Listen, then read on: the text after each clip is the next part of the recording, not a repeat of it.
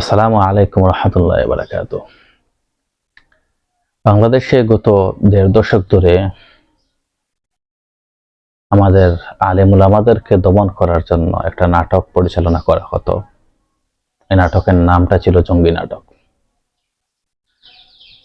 আপনি যখন বজ্রকণ্ঠে ইসলামের বাণীটা উচ্চারণ করবেন, আপনার এই কণ্ঠ দ্বারা যখন কাফিরের হৃদয়টা, মুনাফিকের হৃদয়টা প্রকম্পিত হয়, তখন ওই কাফির, ওই মুনাফিকরা আপনাকে জঙ্গি হিসেবে আখ্যায়িত করবে। এটা স্বাভাবিক বিষয়।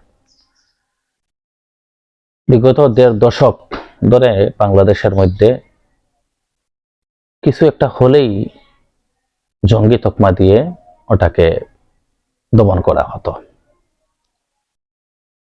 যে ২০২৪-এর ৫ আগস্টের পর থেকে নিয়ে এখনো পর্যন্ত মধ্যখানে কিছু চক্রান্ত হয়েছিল যে জঙ্গি নাটকের জন্য, কিন্তু আলহামদুলিল্লাহ এখনো পর্যন্ত দৃশ্যমান কোনো জঙ্গি নাটক আমাদের সামনে উপস্থাপন তারা করতে পারে নাই।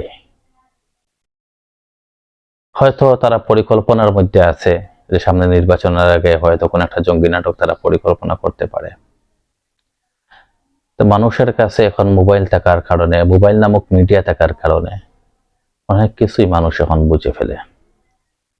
এই বুঝার কারণে আগেকার সময় মানুষ বুঝতো না যে এমন না, বুঝতো, কিন্তু কথাবার্তা নিয়ন্ত্রণ থাকার কারণে মানুষ ওইভাবে তার এই বুঝটাকে উপস্থাপন করতে পারতো না।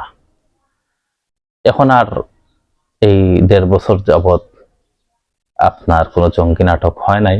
ইনশাআল্লাহুল আজিজ আমরা চাই এমন একটা বাংলাদেশ আল্লাহ পাক যেন আমাদেরকে দান করেন, যে বাংলাদেশের মধ্যে ইসলামকে বিকৃত করার নামে যে সমস্ত জঙ্গি নাটক তারা রচনা করত আগে, এরকম যেন জঙ্গি নাটক আর ভবিষ্যতে রচিত না হয়।